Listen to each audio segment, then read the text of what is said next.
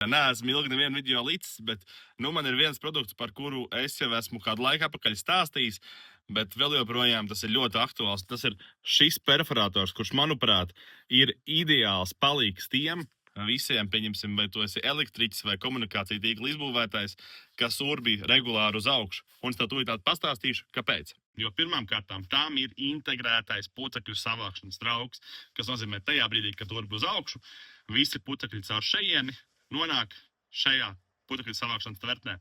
Kā tas tiek palaists? Attiecīgi šeit ir tā galviņa un piespiežam un pagriežam, un tad mēs varam to tīklu izvilkt uz augšu. Un tajā brīdī vienkārši, kad urpsi, visi putekļi caur šejienu nonāk šeit. Un nozīmē to, ka tev acīs neiebirs lieki putekļi no montāžas darbiem. Protams, papildus arī vēl viens rokturs, attiecīgi, ja tev regulāri sanāk urpt uz augšu, to tu vari pārmainīt savērtākā vietā vai nu uz kreiso pusi vai arī uz labo pusi un, attiecīgi, strādāt jau ar kreiso roku. Kas vēl ir ļoti būtiski, tam ir arī autostop funkcija, attiecīgi, ja urbis noķīlē un iekārt turpina strādāt, nostrādā bremze. Tūlīt tās parādīšu. Iedarbināšu un veikšu asu kustību urpšanas pretējā virzienā. Lūdzu, redzi.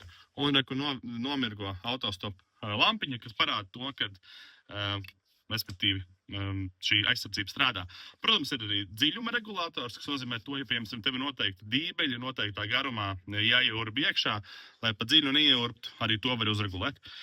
Un komplektācijā tas nāk ar 3 amperstundu akumulatoriem, high output, un arī ar lādētāju.